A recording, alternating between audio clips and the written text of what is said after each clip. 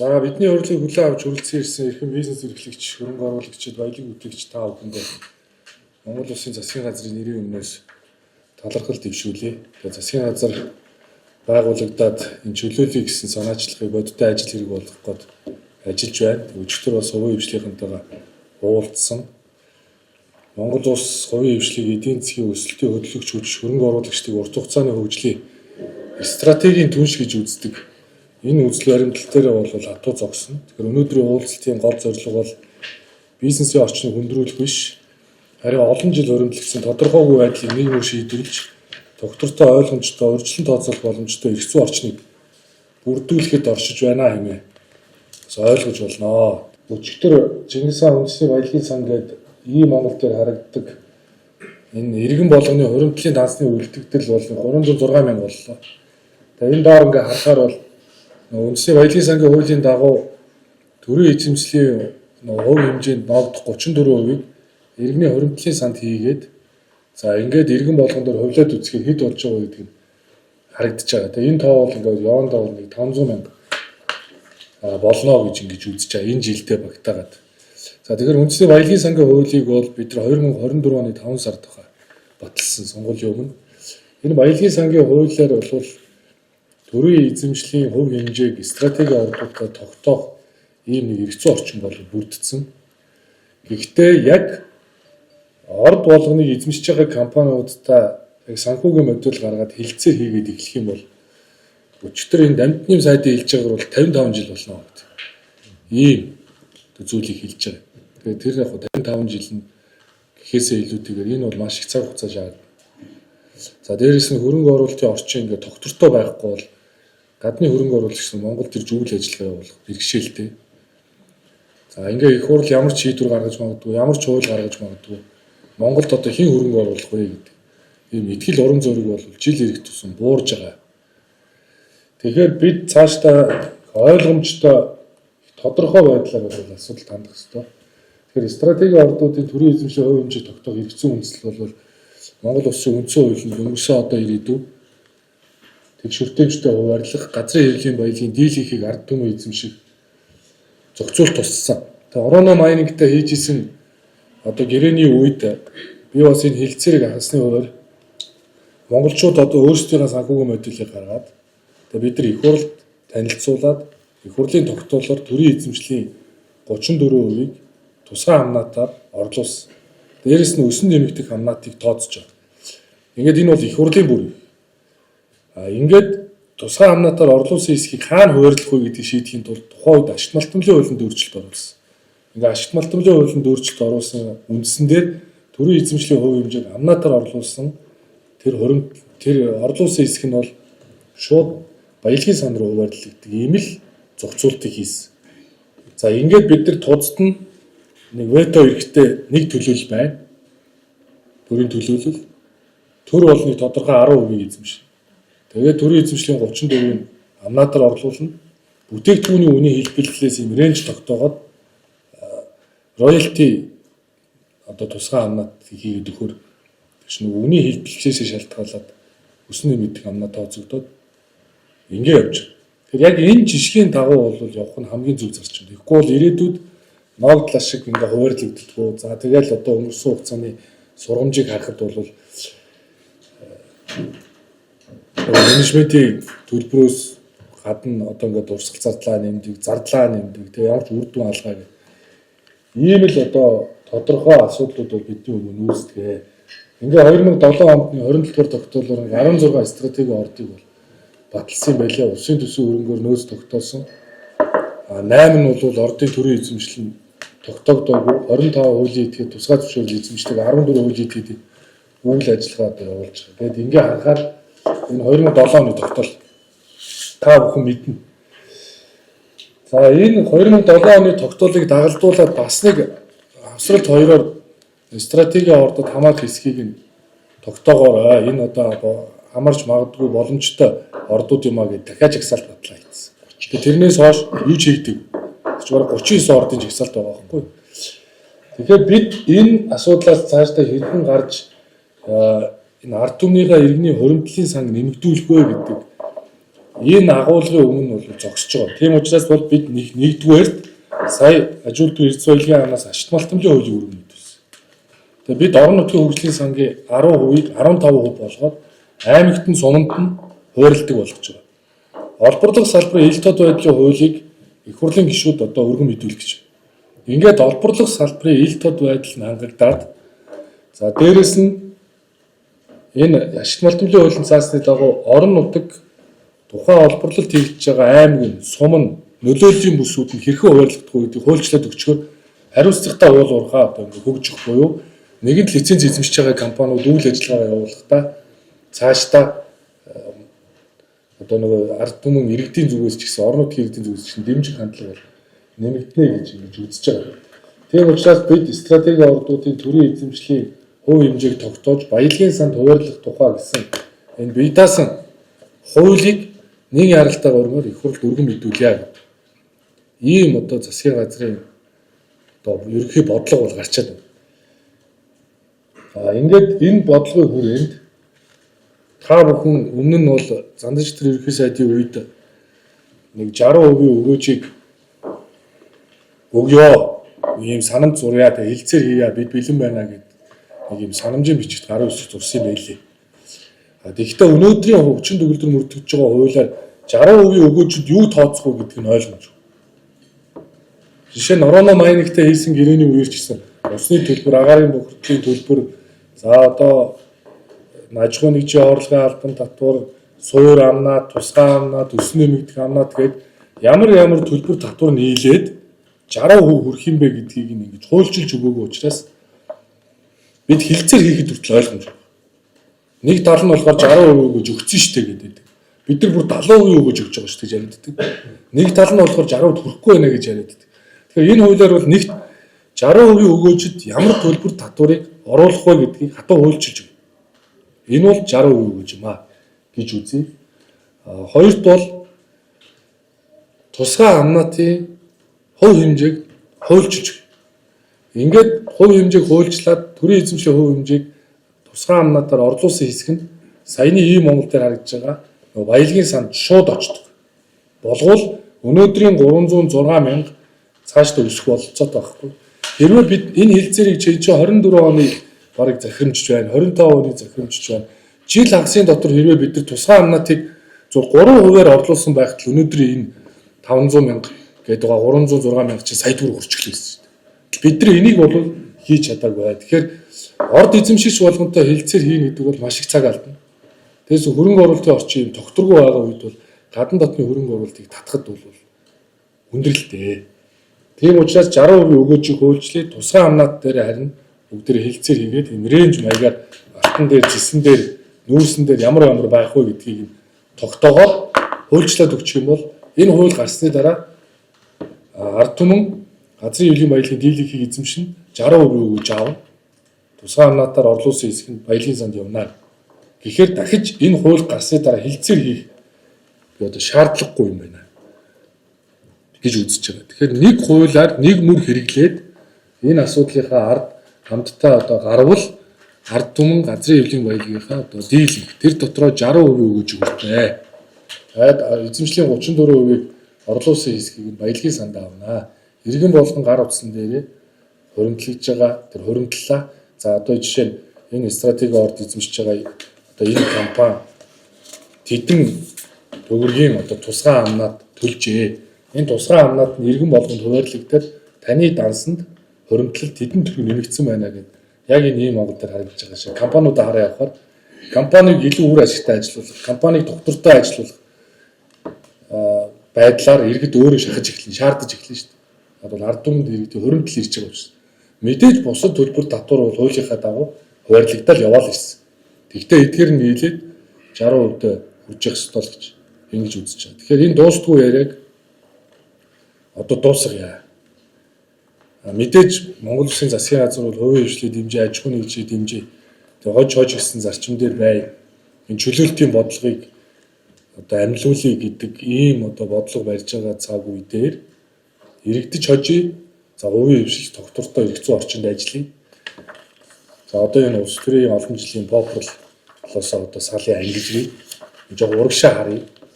энэ нэгнийг одоо цолдог, энэ нэгэн компаниг муухай харагдуулдаг ийм одоо нэг юм популярлоос аль болох одоо салахгүй бол бид нэр ингээд баялгаараа хидих улс төр хийсээр байгаад ард түмэн чойждгоо, компани чойждгоо, гадны хөрөнгө оруулагч нарыг уурхаар Монголын одоо эрх зүйн орчин тогтворгүй гэж үздэг, засгийн газрын тогтворгүй гэж үздэг. Тэгээ ийм орчинд бол бид цаашдаа ажиллах болцоо. Тийм учраас үүн дээр та бүхэн бас хариуцлагатай хандаад олборлох салбарын ил тод байдлыг хуулийг гаргая, стратеги ордуудын төрийн эзэмшлийн хувь хэмжээг тогтоож баялагын санд хуваарлах тухай гэсэн бидаас эрх зүйн орчинтой болъё. Үүний дараа төлбөр татвар хаана яаж төлөх нь ойлгомжтой болъё. Ингээд жилийн эцэст ийм Монгол дээр харагдаж байгаа иргэний хөрөнгөлийн сан харивдсан байг үүнд хувь нэмрээ оруулсан компаниудын листийг иргэд нээлттэйгээр хардаг болог ингээд ашигт малтамжийн хуулиа гаргавал орон нутгийн санд хуваарлагдах тэр дотор аймагт нь суманд нь бүс нөлөөллийн бүсний хэд хэд хуваарлагдж байгаа ойлгомжтой болог ингэж цаашдаа одоо хариуцлагатай уулуурхаа хөгжих юм аа гэдэг үндслээр та бүхнийг одоо өнөөдөр урьсан хөрөнгө оруулалтын орчны эргэлзээг тайлах өнгөрсөн хугацааны төслүүдийн хэрэгжилтийг удаашрж байгаа асуудлыг гацаанаас гаргаж чөлөөлөх иргэдэд байгалийн баялагын сүрт хүрөөгөөж нэмэгдүүлэх үйл явцыг одоо хурдсахыг гэдэг зорилгоор энэ хуулийг батлан гаргавал зүг байна гэсэн би саналыг илэрхийлж байгаа. Өгөөжийн 60% нь ард түмэнд хүрэх үндсэн хуулийн зарчмыг хэрэгжүүлье. Ямар ч албар татвар хураамж өгөөж тооцдгийг нэрмөр хуульчлая. Хөрөнгө оруулагчид урт хугацааны тогтвортой ойлгомжтой нөхцөлөд бүрдүүлье.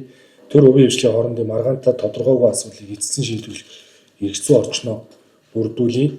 Ингэснээр хөрөнгө оруулалтын эрсдэл буурах юм байна. Төслийн үнэлгээ санхүүжилтийн боломж сайжрах юм байна. Урт хугацааны тогтвортой байдал хангагдах юм байна. Тэр хувийн хвшлийн харилцаа илүү ойлгомжтой болох юм байна. Тэр хувийн хвшлтийг өрсөлдөхгүй хамтарч ажиллана. Хөрөнгө оруулагчдыг шахахгүй харин хамтдаа урт хугацаанд хөгжих тогтвортой орчныг бүрдүүлнэ. Иргэдэж хожих хэрэгтэй. Улс өөрөө засгийн газар ч гэсэн хожих хэрэгтэй. Компани аж ахуйн нэгжүүд ч гэсэн тогтвортой орчинд ажиллах хэрэгтэй гэж үзэж байна. Тэгэд үндэсний баялагын сангийн одоо цаашдын хилцээр болоод энэ бидаас эрх зүйн орчныг бүрдүүлэх гарц шийдлийг олох одоо энэ ажлыг бол манай Батбаян их 2 сайд ахалж байгаа. Тэгээ манай хэрэглэх газрын дэд дарга Цолмон энэ одоо хилцээрийг ингээ ахалж байна. Манай ажилт эрх соёлын яам Дандны юм сайд одоо энэ хуулиа одоо ашиг малтмжийн хуулиа мэдүүлсэн, өргөн мэдүүлсэн байгаа. Яг үүнтэй адил энэ одоо хуулийг их хурл нэг яралтаар өрмөр өргөн мэдүүлье. Өнөөдрийн энэ уулзалтын үр дүнд бол за бүгдээрээ яг одоо тусгай амнуудыг хэрхэн одоо жигд тохирч болох уу гэдгээ эцсийн шийдэлтэй одоо хүрээд энэ хуулиа бол ер нь одоо нэг яралтаагаар их хурлдаа өргөн мэдүүлээд явъя гэдэг ийм л санаачлаг одоо гаргаж байгаа гэдгийг хэлье. Тэрнээс биш хилцээрийн багууд байгуулад явбал бид нар 34 компанитай хилцээрийн баг байгуулад явах маш их цаг алдах юм байна.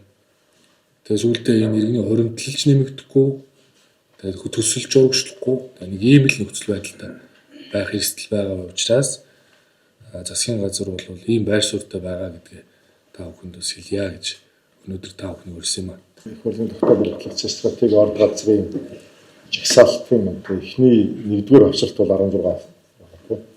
2-р хавцалт нь 39. Ингээ харуулж 55 авт. Одоо Монгол Улсын их хурл энэ болгоныг тусгай бүрчлэн ярил одоо тэгээд өөр хийх ажил болж байгаа. Тэгэхээр 2-р хамгийн чухал зүйл бол энэ бүгдэнд тэгш зарчмаар хандив. Тэгээд засаг төрөөрөө тодорхой бай. Та бүхэнд уулзаас хамгийн түрүүнд хэлдэг зүйл бол энэ.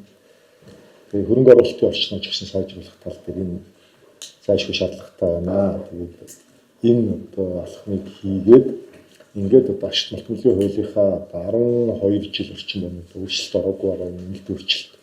Тэг сая одоо намын бэлгүүдээр танилцуулаад улсын хурлд өргөн барихад бэлэн болсон байна. За хуулийн дагуу үйл ажиллагаа явуулж байгаа төслүүдэд садаа болж байгаа, хууль бусаар садаа болж байгаа альва одоо үйлдэлд зөрчлийн тухай хуулиар арга хэмжээ тооцдог болох зохицуулалт оруулсан. За энэ зохицуулалт дээр улсын дээд шүүх, хүний эрхийн комисс, за тэгээд улсын эрхийн прокурор тодорхойлолт авдаг юм хөлтэй. Одоо улсын дээд шүүхээс одоо тодорхойлолт нь өнөөдөр бол гарч байгаа гэж бодож байна. чадвал одоо маргааш гол 7 хоногт одоо иш мартны хуулийн нэмэлт өөрчлөлт өргөн барин засгийн газар бол хийгдсэн байна. Одоогоор одоо ингээд их хурлын төвшөнд очирч байна. Одоо сүүлийн 10 жил болсон. За 3 дахь хэсэг бол ерхий сайдын ирсэн ил тал бодлын тухай. Тэгэхээр энэ оролцогч талуудын зүгээс засгийн газар өөрөө юм санаачлал гаргаад ажиллаж байна. За аж ахуйн нэгжүүд маань одоо энэ дээр нэгдээд нэгдсэн зөрчилтэй байр гэдэгт санал нийлээд явах боломжтой байх болов гэж одоо хүлээлттэй байна. Оролцогч бүх талууд оролцоод шуурхайн асуудал шийдчихээ гэж. Өсөө энэ хуулийнхын төв сар хүрээний энэ л өгөөжд юг тооцооход хуульчилжээ. Стратеги орд өгөөж 60-аас доош ард иргэдэд хүртээ гэдэг нь баталгаатай болгоё. Тэгээ өгөөж 60%-аас буусан тохиолдолд нөгөө Роно майнинг дээр хийсэнтэй яг адилхан тохируулах юм. Өгөөжийн тохируулах төлбөрийг төлөхийг нь хуульчилж өгье. Гуравт нь төрийн эзэмшлийн хэмжээ ашиглалт хэмжээний төрлөөр нь ангилаад тусгай амнуудаар нь борлуулъя. Одооны хүчин төгөлдөр мөрдөж байгаа ашиглалт хэмжээ хуулиар тусгай амнууд баялагын сан гэсэн хууль нь угаасаа байгаа. Тэгэхээр ингээд баялагын сангийн орлого нэмэгдэл баялагын сангаар дамжуулан иргэдэд шууд хуваарлах. Тэгээ хувийн хөгжлийн хэлтүүд нийлдэг ижилтийг шандах. Тэгээ хөрөнгө оруулалт татварын орчин тодорхой болгоё л гэсэн. Ийм л зарчимтай тэгээд энэ асуудлаа л эзлэе гэдэг. Мэдээж энэ уулзалтын үр дүнд бол та бүхэн манай одоо хэрэглэх газраас бол зүйлүүд эрдэс байлгийн амнаас амнаатынхаа доо хувь хэмжээ дээр эцлэх нэг асуудал байна. Тэгээ энэ дээр бол мэдээж одоо хоёр тал зөвшөлдөж чиж одоо энэ үр дүнд. За санал хийх юм байна. Төлөөлөлд. За өдрийн мэнд бүгдэнд ерөнхий сайдын хувьд та бас энэ асуудлыг дэвшүүлээд энэ хөлбөрөөр гаргаж байгаа зүйл хууны хувьд бол компани төлөвлөж байгаа нь бол баяртай байна. Яг үнгэл ингээд нөгөө саяны яг хэлдгээр аж ахуйн жуулгалтаа хэлцээр их юм бол хэнийг төрүүлж гаргаж ирэх үү, хэнийг багтах уу, хэнийг төр авах уу гэдэг тиймэрхүү хандлага бол сүүлийн олон жилийн үеийн бол ажиглагдсан. За Energy компани түүхийг та бүхэн бүгдээр надад хэлэхгүй сайн мэдэх бах. 5-7 бүлэг ордод 6 лиценз авчиж байгаа. 5-ын төр түүхийг буцааж өгсөн 2008 онд. Тэгээд хуулийн дагуу хөлөөс үүргээ биелүүлсэн гэж ойлгож ирсэн. Гэхдээ мэдээж 19 оны үндсэн хуулийн нэмэлт өөрчлөлттэй холбоотой дахиж энэ асуудал сөхөдөж эхэлсэн. Тодорхой улс төрчлөлтөд холбоотой байсан бах.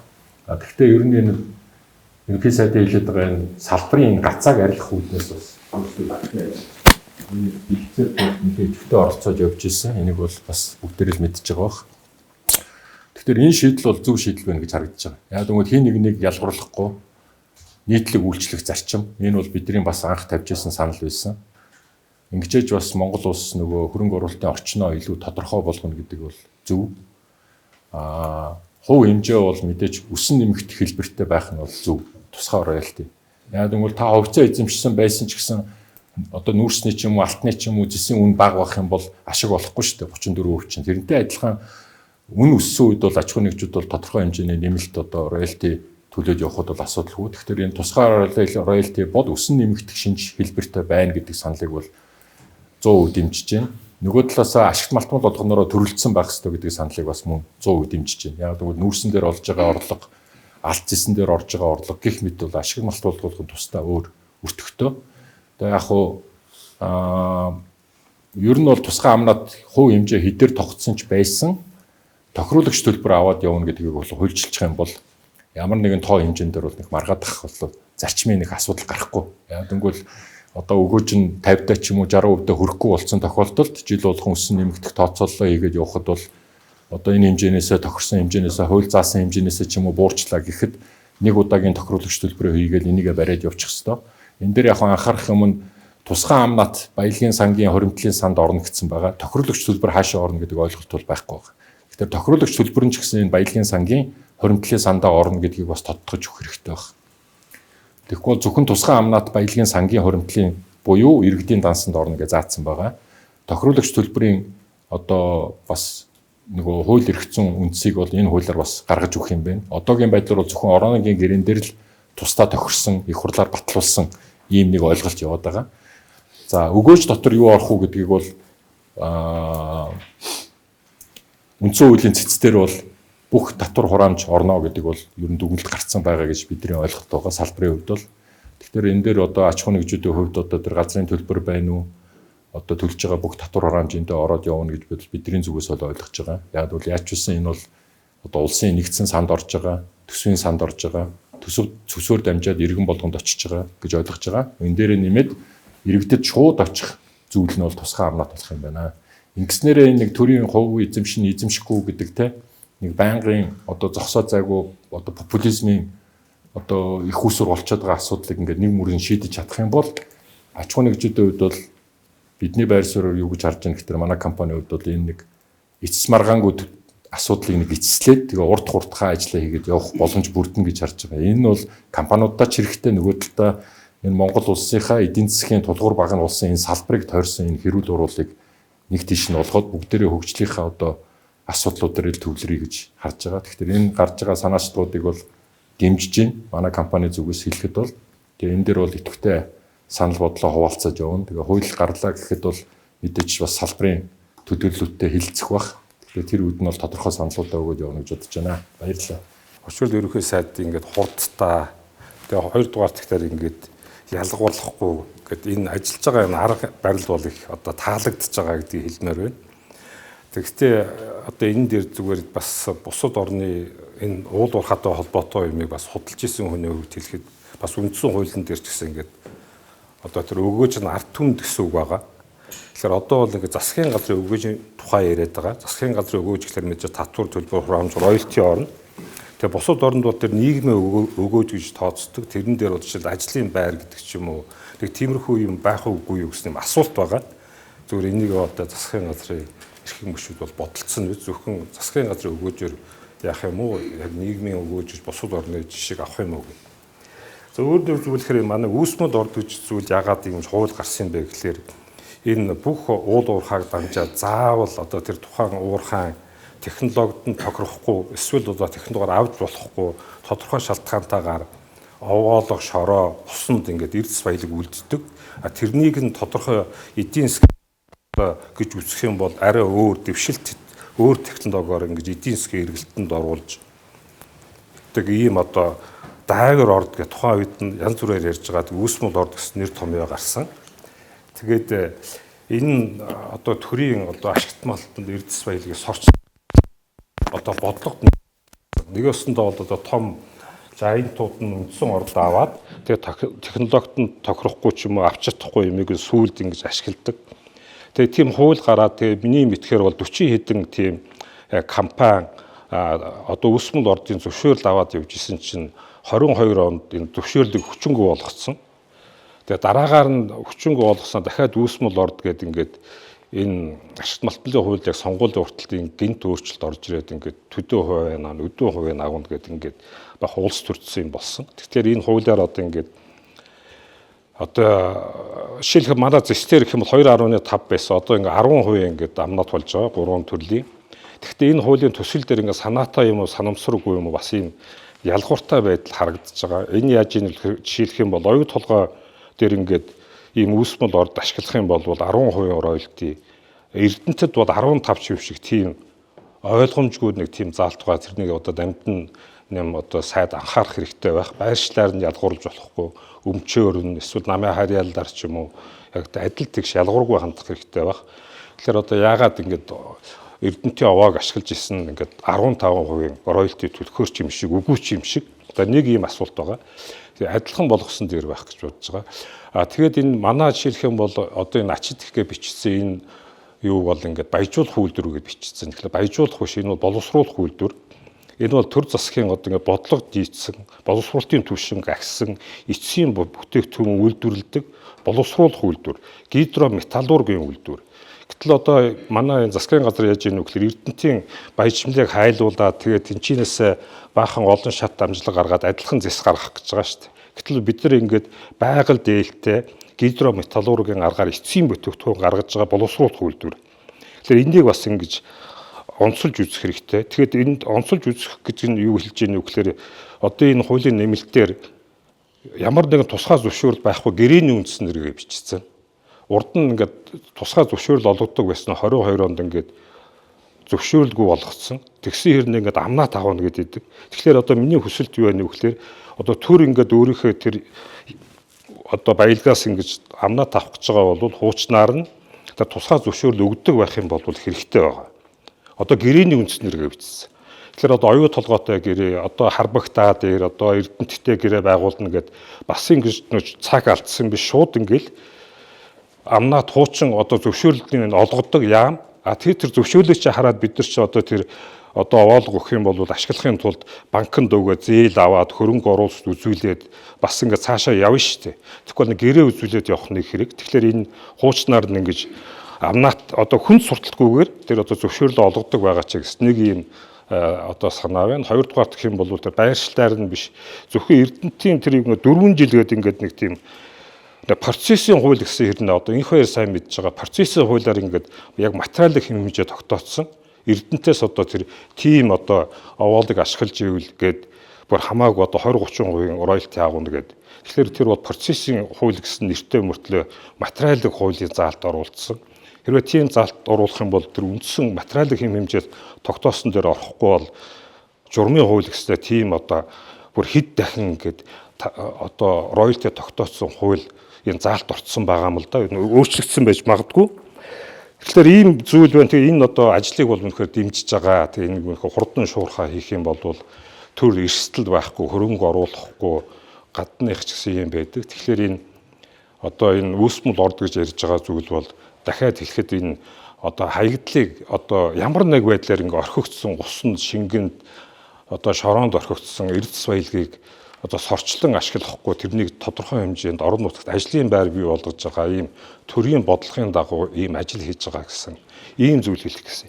Эцэст нь нэг зүйл хэлэхдээ одоо ингээ хараад байхад ингээ өчигдөр таваас хэлж исэн хөрөнгө оруулалт, гадаадын хөрөнгө оруулалт буурсан ийм хэцүү байна энэ төргээ. Тэгэхээр би зүгээр юу хэлэх гэж байна вэ гэхээр өнгөрсөн 30 гаруй жилийн хугацаанд ялангуяа уул уурхайн салбар сүүлийн 30 жилд алдаж унсаар байгаад энэ манай хүмүүс бол үнэхээр ингээд нийгмээр энэ бизнес эрхэлж байгаа хүмүүс бол дэлхийн хинтэнч яриа хилцээ хийх тийм чадвартай болцсон. Бидний 90-ад онд ямар гинэн байлаа. Одоо бол шал ондоо болцсон. Тэгээ би юу шилэх гэж байна вэхээр нөгөө айлаас ирэхээр авдраа уудал гэдэг шиг яг ингээд үндэстнийхээ бизнес эрхэлдэг хүмүүсийг дэмжиж ялгуурлахгүй хөнгөн шуурхаа ингээд дэмжиж ажиллах юм бол тэр заавал гадных нэг одоо ингэж царайчлагаас илүү бас аваад явчих тийм боломжтой болцсон шүү. Тэгэхээр энэ үндэстнийхээ одоо компани бизнес эрхлэгчдэд бас итгээрэй л гэж ингэж хэлэх гэсэн. Баярлалаа. За өнөөдөр ерөнхий сайдны танилцуулж байгаа энэ стратегийн орд түүнд одоо ногдвол хамнаатын асуудал, өсөн нэмэгдэх роялтины асуудал дээр бол манай компани дэмжсэн байр суурьтай байгаа. За 1997 онд Брокголд компани анхан үүсгэн байгуулагдсан. Өнөөдөр 29 дахь жилдээ үйл ажиллагаа явуулж байгаа. Эдийн засгийн үр ашигтай нөөц 2003-аас 2013 оны хооронд авж дууссан. Тэгээ өнөөдөр ажиллаж байгаа гол шалтгаан нь юу юм бэ гэхээр дэлхийн зах зээл дээр алтны үн аш өссөн. Тийм учраас тухайн үед олборлж ирсэн 3.2 г тонны дундаж агуулгатай хүтэр боловсруулж ирсэн катафон 1.2 г тонн байсан. Тэгээ ингээд алтны үн аш өссөнтэй холбоотойгоор бид одоо катафос доош орсон хүтрээ буюу ханаа мэрээд ингээд амьдарч байгаа. За өнөөдрийн байдлаар 704 хүнтэй нэг ч спат байхгүй дандаа Монгол ажилчидтай ингээд 2 аймгийн 3 сумын үйл одоо нутгийг дамнан энэ үйл ажиллагааг бол явуулж байгаа. Алтны үнэн ширвээ буух тохиолдолд одоо бид бол үйл ажиллагаагаа явуулах эдийн засгийн боломжгүй болно. Энийг одоо эрдэс соёлын мэргэжлийн зөвлөл болон манай ашигт малтамлынхан бол бүгд мэдж байгаа. Тэгэхээр энэ стратегийн ордын 2007 оны улсын хурлын тогтоолоор бол Брокголд компани бол хамрагдсан байдаг. Тэгэхээр энэ ямар орд стратегийн ордод хамрагдах вэ гэдгийг нэгдүгээрт бид тооцож үзэх хэрэгтэй юм шиг байнамаа гэдгийг саналыг бол оруулж байгаа. За хоёрдугаарт нь юу юм бэ гэхээр энэ Centara Gold Mongolia гэж компани байсан. Энэ Канадын хөрөнгийн бирж бүртгэлтэй нээлттэй хувьцаат компани. Энэ компани бол одоо гацууртын орд гэдэг бэлэн болсон ордыг бол нээж илрүүлсэн. Энэ орд бол үндсэндээ одоо Брокголдын үйлдвэрлэлийн хүчин чадлаар тооцох юм бол 1.7 сая тонн хүдэржил боловсруулдаг гэж үзэх юм бол 15 жил тасралтгүй ажиллах ийм нөөц бололцоотой. Тэгээ одоо уул уурхайн сайд болон өмнөх ерөнхий сайдуудад Centara Gold Mongolia компани хүсэлт гаргасан байдаг. Би яагаад Centara Gold-ын тухай энэ яриад байна вэ гэхээр энэ хоёр бол тусдаа компани Бороо Centara гэх. Брокголдын уурхай өөрөө өнөөдөр үйлдвэр байна. Боловсон хүч нь бэлэн байна. Хөдрийн нөөц байхгүй болсон байна. 2025 оны байдлаар бид нар хөдөр худалдаж авч үйлдвэрлэлийн үйл ажиллагаагаа бол үргэлжлүүлсэн. Энэ талаараа бол уулуурхай яам ашигт малтамлын газар, экологийн цагдаагийн газар мэдэгдэж бид ажиллаж байгаа. Тэгэхээр Монгол улсын засгийн газар нэгэнтээ энэ стратеги ордын асуудлыг хөндөж байгаа тохиолдолд нэгэнтээ баялагын сэлд санг аривжуулъя гэдэг асуудлаа ярьж байгаа тохиолдолд энэ гацууртын ордын асуудлыг бэлэн болцсон ийм төсөл байгаа. Бүх одоо гидрогеологийн мөн одоо ботлрол, личвил тестүүд нь бүгд хийгдсэн. Үйлдвэрлэлөө ороход ер нь 6-аас 9 сарын хугацааны одоо уулын ажил шаардлагатай ийм бэлэн үйлдвэрийн төсөл байгаа. Тийм учраас Монгол улсын ерөнхий сайд та энэ асуудалд бас анхаарлаа хандуул судалж үзээрэй гэдэг хүсэлтийг бол тавьж байна. Бороогийн уурхай бол түүхэн цаг хугацаанд Монгол улсад 2.5 их 80 төгрөгийн өгөөжийг оруулсан. Олон улсын нэгтлэн бодлого бүртгэлийн стандарт болон Монгол улсын нэгтлэн бодлого бүртгэлийн стандартын дагуу өгөөжөд юу хамаарх вэ гэдэг зохицуулт бол их тодорхой. Тэгэхээр бид бол одоо өнөөдрийн үйлдвэрлэлийн үйл ажиллагаа бол одоо алтны чиглэлд явж байгаа. Түрүүн цагаан захирлын хэлдэг зөв ба ашигт малтамлын тухай хууль дээр бид хэд зүйдэн зүйлүүдийг анхаарч үзэх хэрэгтэй юм шиг байгаа. Нэгдүгээрт одоо энэ боловсруулах, баяжуулах үйлдвэрийн ялгаа цагийг гаргаж Монгол улстай нэмэн өртөг бүтээсэн ийм үйлдвэрийг дэмжих талд нь анхаарч өгөөсэй гэж ингэж хүсэж байгаа. Хоёрдугаарт нь алт олон уулуурхайн салбарт ажиллаж байгаа бүх компаниудад нэг проблем байдаг. Орон нутаг. Орон нутагтаа бид нар нийгмийн хариуцлагын гэрээ байгуулдаг. Монгол улсын ашигт малтамлын тухай хуулийн 42 дугаар зүйлийн дагуу. Аймагтай гэрээ байгуулах юм уу, сумтай гэрээ байгуулах юм уу? Энэ тодорхойгүй байгаа. Аймагч гэрээ байгуул, сумч гэрээ байгуул. Хэд хэдэн аймаг, хэд хэдэн сум дамнаж үйл ажиллагаа явуулдаг компаниудад энэ хүндрэлийг авчирдаг. Тэгээ энэ хүндрэлтэй нөхцөл байдлууд нь өөрөө компани үйл ажиллагаа хэвийн жигэд явхад магадгүй үндэсний баялагын сан болон Монгол улсад оруулж байгаа татварын өргөөжийг үр ашигтай байлгахад хүндрэлийг бий болгодог. Тийм учраас энэ асуудлыг бас анхаарч үзэж өгөөсэй гэж ингэж хүсэж байгаа. Гурав дахь гол асуудал бол усны асуудал байдаг. Оюутлага компани, Броголд компанид одоо асуудлууд байдаг. Юм ус бохирдуулсны төлбөр гэдэг. Нэгэнтээ одоо сандаа төвлөрүүлээд усаа дахин ашиглаж байгаа энэ процесс донд асуудлууд нэлээд олон зүйлүүд бол байдаг. Тэгэхээр энэ асуудлуудыг Монгол улсын ашигт малтамлын тухай хууль дээр, усны тухай хууль дээр мөн үндсэн хуулийн нөгөө ард иргэдэд газрын хэвлэлийн баялагын ихэнх хөв нь ноогдно гэдэг энэ зарчимдаа нийцүүлж энэ асуудлыг шинчилж өгөхийг та бүгдээс хүсэж байна. Тэгээд Броголдын зүгээс ийм байр суурьтай байгаа. Анхаарал хандуулсанд баярлалаа. Ер нь яг уу энэ ширээний ард сувларсан хүмүүсийн үндсэн зорилго нь баялагын сангийн хуримтлалын санд их усроо оруулах, төвлөрүүлэх одоо үндсэн зорилготой гэж би бол одоо ойлгож байгаа. Энэ одоо зорилгыг бас ер нь бол дэмжиж байгаа. Тоон статистик харахад сүүлийн 15 жил яг энэ амнаатын их усүр 15 жил 15 их 80 бид нар улсын төсөвт төвлөрүүлжээ. Миний одоо ойлгосноор хуримтлалын санд бол зөвхөн ноогдол ашиг тараах юм бол хуримтлалын санд одоо ноогдол ашиг хэлбэрээр иргэдийн дансанд одоо оруулна гэсэн ойлголттой байгаад байгаа.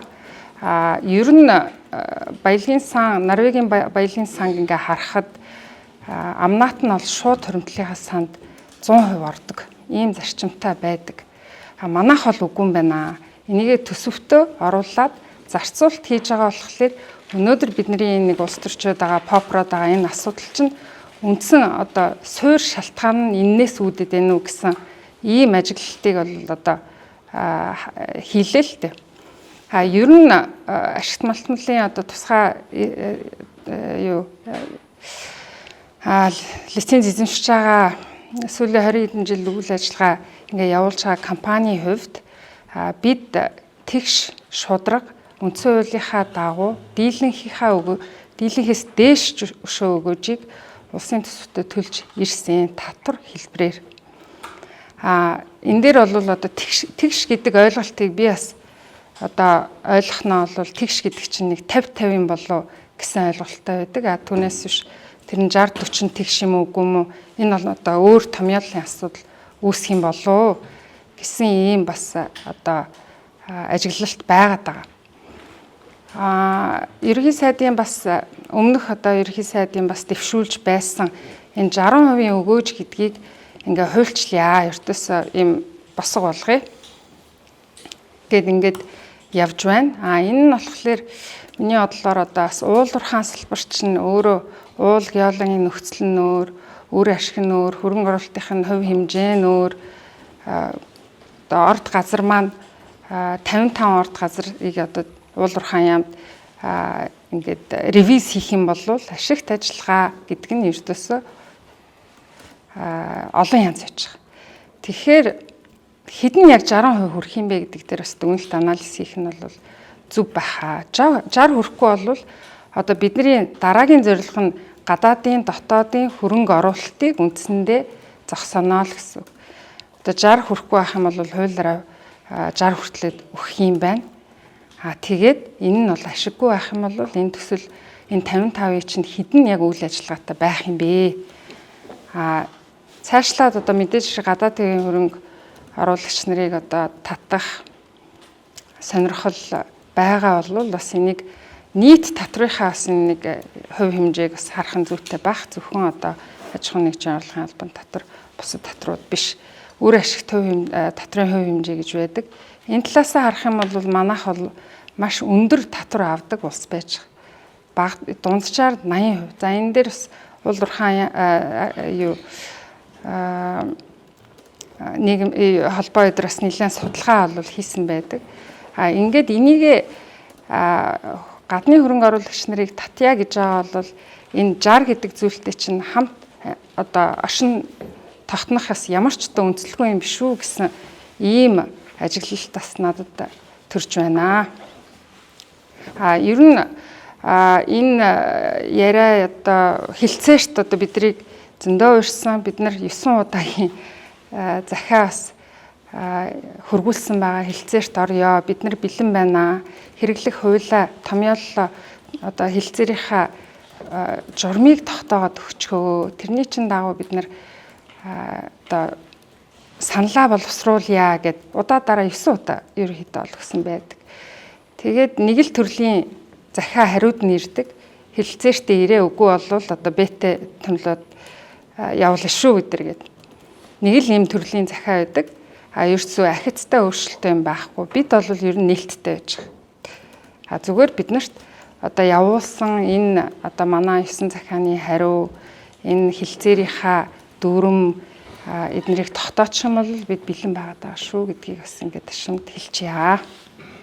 Манай компани бол 100% хөрөнгө оруулалттай Хонконг, Торонтогийн хөрөнгөний бирждээр нээлттэй хувьцаа зарж арилжаалдаг ийм компани байгаа. Тэгэхээр ашигт малтмалын тухай хуулинд төрийн оруулсан хөрөнгө оруулалтанд үндэслэж 34 хүртэлх хувийг төрнийг удаа үндэл бүр эзэмшнэ гэсэн ийм ойлголт заалт байгаа. Тэгэхээр энэ заалтыг бол бид нэр Хонконг, Торонтогийн хөрөнгөний биржийн шаардлагын дагуу хувьцаа эзэмшигчтэй бол нээлттэй танилцуулдаг хууль тогтоомжинд гарч байгаа өөрчлөлтийг. Гэтэл 34 хүртэлх хувийг төрийн оруулсан хөрөнгө оруулалтанд үндэслэж төрнийг удаа эзэмшнэ гэсэн байхад бүгдийг нь тэгшдгээд 34 гэдэг хуваар авах чагаа бол бид нэр хувьцаа эзэмштэй хэрхэн яаж тайлбарлах вэ гэдэг бол бас хүндрэлтэй асуудал. Тэгэхээр энэ ч бас тайлбарлахдаггүй зөвлөн зөвшөөрөгдөхүйц байх ёстой байх. Бид нар нэгэнт л олон улсад тоглож байгаа. Олон улсын хөрөнгө оруулалтыг Монгол улсад татгах чагаа гэдэг энэ Монгол улсын зорилго бол цаана явж байгаа учраас гэсэн саналтай байна. За хоёрдугаарт нь бас ер нь цэлмэн захирлын саналтай бол санал нэг байгаа.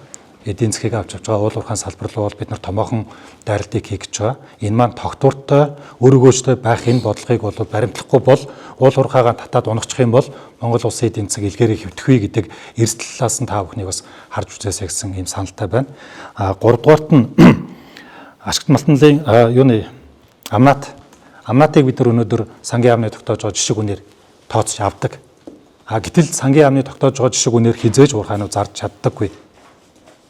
Уурхайгаас гарч байгаа нүүрс өөрөө хэдийгээр Монгол улсын стандартад нэг ангилалд орж байгаа боловч харилцан ялгаатай байдаг. Хятад улсад нүүрсний стандарт нарийн нүүрсний стандартын үзүүлэлт болгоноор тохируулга хийжээж үн тогтооддог. Гэтэл Монгол улсад энэ тохируулгыг ерөөсөө авч үздэггүй. Тэгэхээр үүнтэй холбоотойгоор үнийн зөрүү гардаг.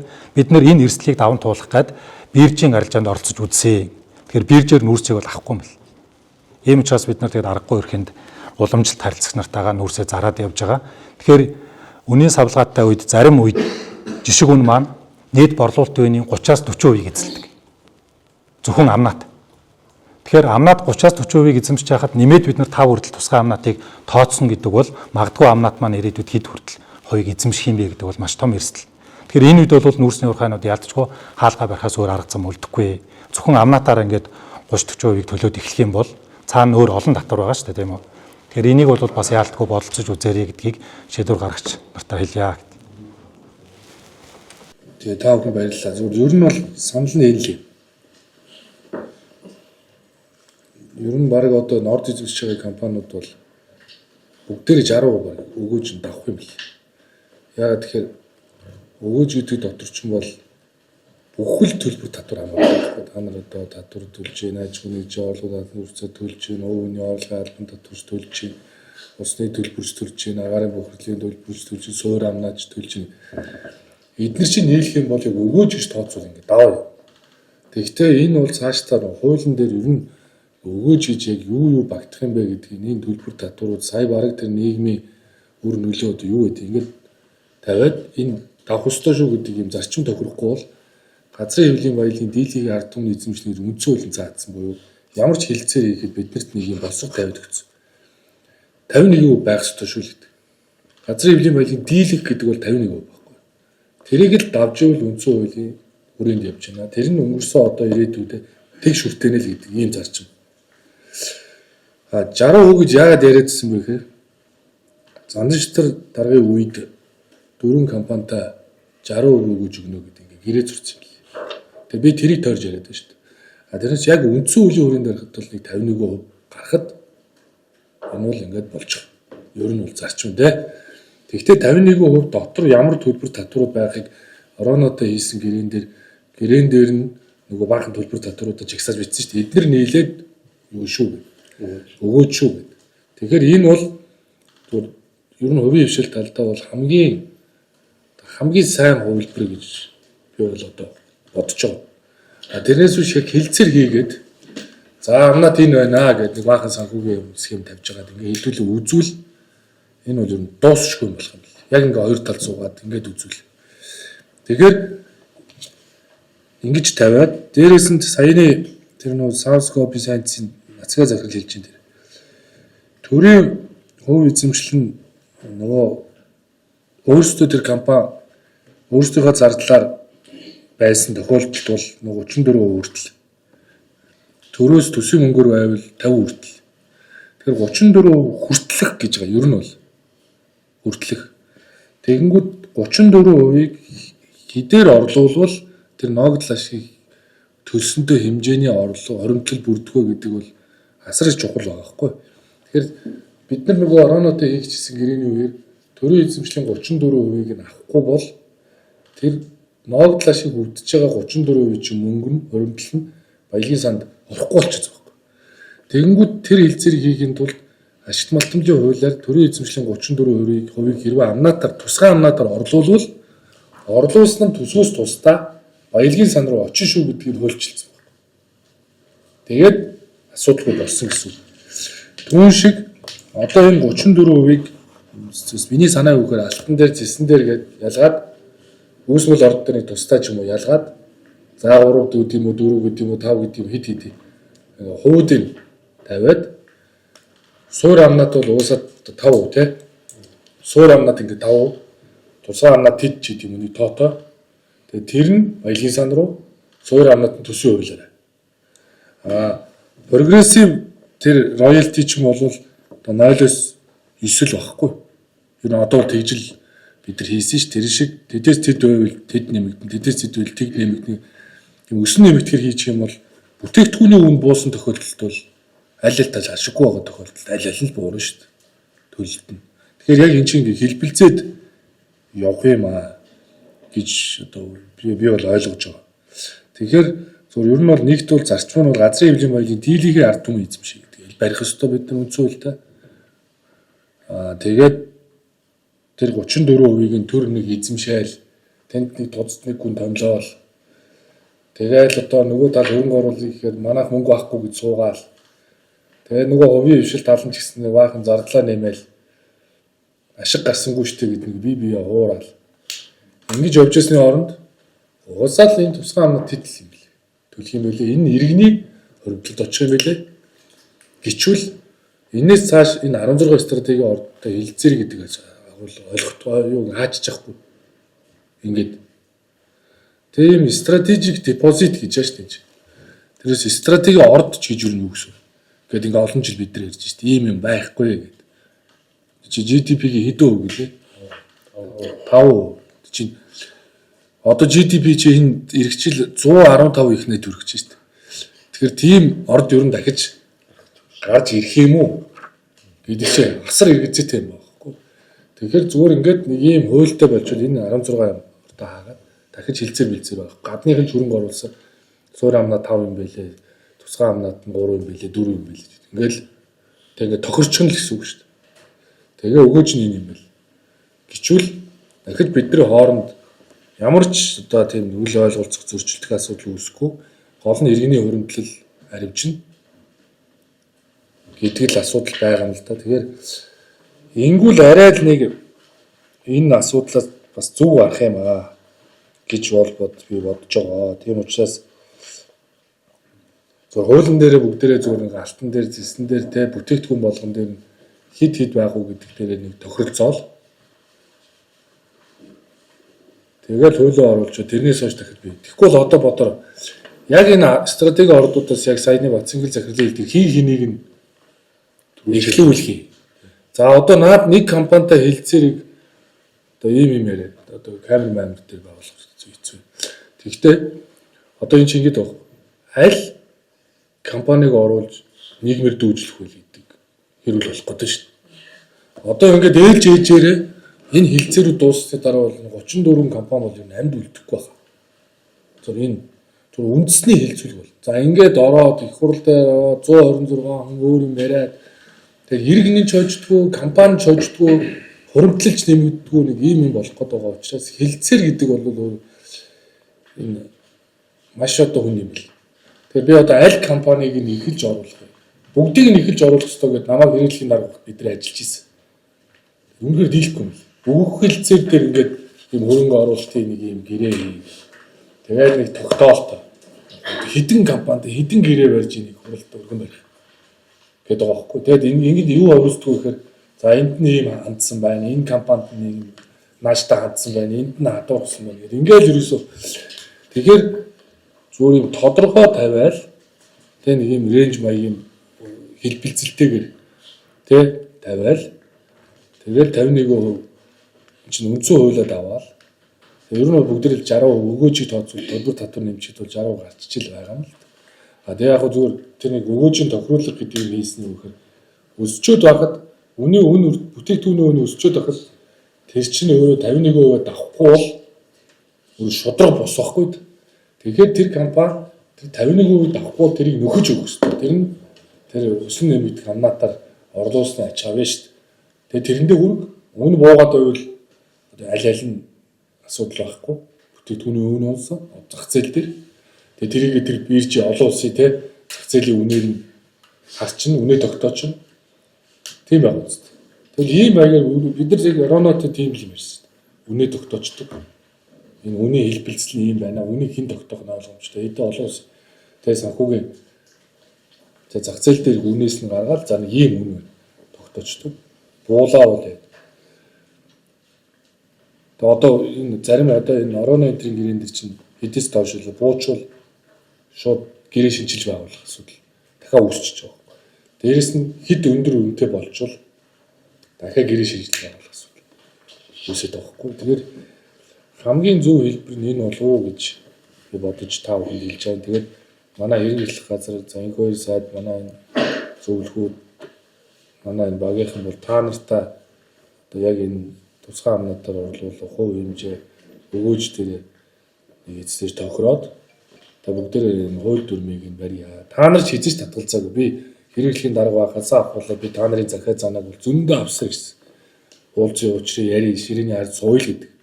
Тэгээ бид өөрсдөө бас бэлэн биш. Та нар болохоор ингээд том зөвлөгөөд олон улсын байгууллагууд авчираад байдаг. Манай төрийн албаа агч нар ингээд тойр цуугаад ингээд байдаг. Тэгээ бид нар чи яг үндэ бас энэ олон орд хилцээр хийгээд ингээд явахаар чинь энэ бол маш их хүндрэлтэй юм байна лээ. Тэгээ та нар биднээс санал өгдөг. Тэрийг би эзэж өгөөсгөөгүй. Одоо бид нэр гол нь хурдтай ажиллах ёстой. Тэгэхээр та нарын энэ саналыг би одоо хүлээж авч байна. Гол нь бүгдээрээ нэг суугаад тэгээд дээр тохирч. Тэгээд одоо манай хэрэглэхийн ажиллаж. Тэгээд ер нь одоо би яралтаагаар ингээд бариад явъя. Тэгээ явбал зүг байна л гэж санаагаа хэлээд байна. Салбарын даатаж хэлэхэд энэ нь юу юм шүү. Яг нь цаангаан хэлснийг ойлгож байна. Та ашиглалтын хөлтэй холбоотой асуудал тусгаал манай амдын биднад нэг зөвшөөрөлт холбоотой ярьчих болно. Асуудалгүй нээлттэй л байгаа шүү дээ. Хоорондоо ярилцаал явуулж байгаа. Хоёрдугаарт тэр юуныхан байсан SGS-ийн нөлөө тэгээд яг нэг үгүй хэлэхэд энэ 60% гэдэг байгаа чинь та нар яг сая хийсэд хэлсэн. Тэгээд бид нар тоолоод харах юм бол үйл ажиллагаа явуулж байгаа чинь бүгд энэс илүү өгч байгаа. Тэгээд засгийн газар энэ анх удаага энэ тийш хандчаа нэг энийг ингээд дуусчихаа гэдэг ингээд хандж байгаа. Тэгээд бид нар нийлээ саналаа өгөөд эцэлчихье. Тэ? Одоо зогсчмоор дуусчих. Тэгэхгүй бол том ордч нэгтгэх байлаа. Том өрөнгө оруулж байхгүй боллоо. Жог хайгуул хийж байгаа гайгүй болоод ирэхтэй зэрэг нь стратеги болчих магадгүй гэж айгаа цааш өргөжлөх болчиход байгаа. Тэгэхээр их орноо шуудцгаа, салбараа шуудцгаа яг нэг үлэгт тийм учраас энийг яриад байгаа юм. Тэгээд айгуул яралтаа одоо хэрэглэх энэ одоо бид даргын цолмон дарга дээр манай яамныхан сууж байгаа. Бид бүгдээрээ байж чинь ойрын үед сууж байгаа тананы саналыг авч байгаа хийчих. Орд газрууд өөрийг ойлгож чинь. Тэгэхдээ өгөөж гэдэг юм а юу вэ гэж тооцох гэдэг л ярьчихад байгаа. Асуудалгүй л байхгүй. Өгөөжд юу авахыг түрүүн үзүүл мэдцээр ярьсан байгаа аахгүй юу томьёолцсон байгаа. Дүгнэлт гарцсан. Тэгээ тэрэн дээрээ тооцоол одоо ингээд ямар асуудал үүсч чинь ойдлоо хэлцээ бид нэг юм чинь. Тэнгүүд өгөөж гэдгээ тохироогүй гэрээ хийсэн учраас маргаантай яваад шүү дээ. Тэгээ яг тийм юм руу орчмооргүй. Энэ хэлцээрч яг тийм рүү орчих. Хамт толгойч юм бол 53 50 дээр нэмэх нэг өгөөж өгж байгаа л гэж яриад байгаа. Гэтэл бид нар болохоор 53 өгөөж өгөх ёстой гэдэг. Тэгвэл оюутлаа болохоор бид нар зөндөө юм өгч байгаа шүү дээ. Энд чи та нар яагаад зөвхөн ашигаар индикаторуудаа тогтоогүй байна. Тэгэхээр энийг тогтчихээд юу гэдэг шүү дээ. Тэгэхээр одоо хэдүүлээ сунаад яах вэ? Тэ? Ажлын хэсгийнхэнтэй уулзаад ингээд явчих төгөө. Та бүхэн манай захирлууд хүмүүсээ суулгаж манай аюулгүй ойлцгийг Монголын гадаадын хөрөнгө оруулалтыг 6 хононд оруулж ирээд ажиллаа эхэлж ийл 2007 онд Очротгой та хэдэн лиценз аваад ирээ шинчилсэн бүртгэгээд стратеги орд тамаар очиад өгнө гэж аваад 8 жил өгөөг. Мал гавц. Үеийн дандаа том дарга нар. Дахиад араас нь 5 лиценз байд бас бодлоо авц. За нөгөө 5 юм яас өөр компани өгсөн байсан. Дараа шүүгчээд уцаасан. 3 лицензээ би 8 жилийн дараа авсан. Ингээд бас үйл ажиллагааг нь явуулдаг. Лицензээ мэн өгдөг. Мөнгөө төлөөл үйдэг. Төлөхгүй бол хураагаа бүр өчнгөө болгочихгоо. Ойр хавьд байсан компаниудын лицензийг бүгдийг нь хурааж авсан. Ганцхан миний хурцсан. Тэгэл намайг ч одоо бүтэн 20 гаруй жил хятад хүн гээл. Энэ 100% Монгол компани баггүй. Монгол хүний миний нэр дээр гэдэг. Тэгэхээр чинь хятад мята тэгэл шал өөр зураг хөрөг хөвсгөл нуурын иргэдэг. Хөвсгөл нуурыг байхгүй болгох чинь ингээд хөвсгөл нуураас 130 км зайд аймгийн хажууд байдаг. Ийм ордог. Одоо энэний ашиглахад одоо би бол бэлэн байна. Гадны хөрөнгө оруулалтанд бэлэн байж байна. Ганцхан хуулиа батлаад хөрөнгө оруулалтын хууль тийм ээ. Хөрөнгө оруулалтыг хамгаалсан хууль. Ашигт нооломжийн хуулиа батлаа бол хөрөнгө оруулалтаа хамтрая гэж. Тэгэх юм бол би одоо бордоо үйлдвэрлээд эхэлж байна. Одоо дэлхийн дээр хүнсний хомс бордооны амралтай биш. Манай улс хүртэл гаагаас 17 цент дээр авч. Бордчих юм бол 70-80 цент дээр. Энийг хийж тэсгэний бодисыг би ихний ийм ямар хоёр юм үйлдвэрлэгээ нэг хөрөнгө оруулалт маань бүгд бэлэн байдаг. Тэгээ энэ маань ерөөсөө ярьдгүй нэг байсагаар би ч одоо энэ 4 дахь удаа ирж сууж байна уу та. Тэгэл алт нүүрсээ шээлээрээд байхаас уу тэгэл яваад бордооны талаар ерөөсөө ярьдаг баг. Саяхан нэг инквайри сайд нэг ярина л дээ. Бордоогоо үйлдвэрлэмээр байна. Тэгвэл өдөө аж ахуй маань гангар штеп нэг хэлнэ л. Эрдэнтийн зэсвэ хайлуулах үйлдвэр баригдахгүй хэдэн жил болсон. Яг энийг дагаад миний бас ингээ баригддаг. Тэгэхээр энэ дээр нэг ядад тэр нэг 5 лиценз юм одоо буцаагаад өгөх чарга байд юм уу мөнгө төлөөд ийм юм дээр бас нэг тусалцаа хэрэгтэй байна. Бусад асуудал би зөвшөөрч байгаа. Одоо тэр хуулиа батлаад бол би зүгээр маргааснаас нь хөрөнгө оруулалт орж ирэхэд бэлэн болчиход байгаа байхгүй. Энэ чинь дэлхийн нийтээр ийм юм хямралд орчод байгаа ш. Тэгэхээр энийг нэг үзэж хараад бодож үзээчээл гэдэг. Дунгайд үзсэн. Манай захирлууд тэгээд өөрөө өөрсдөө төлөвлөх хүмүүсээ хэрэглэх газар дээр маргаашнаас хамт суулгаад бид нар бол саналаа хэлнэ. За тэгээд дундын 100 хувилбараа сонгоод тэгээд хилцүүлээд эхлүүлээд явсан зүг баггүй. Тэгэхгүй хин нэг юм хойшин суугаад байгаа юм шиг одоо байхгүй эсвэл засгийн газар энийгээ хийгээч гэдэг гişүүд. Нэг бол хувийн хвшил нь юм өгөхгүй байгаа юм шиг юм яриад байдаг. Нэг тийм байхгүй шүү дээ.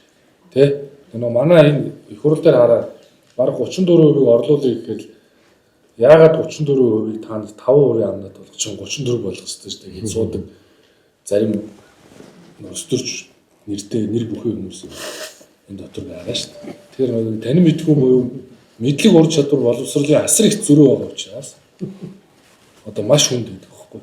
Тийм учраас эднэртэй одоо өөрсдийн хэлээр ярихад хэцүү.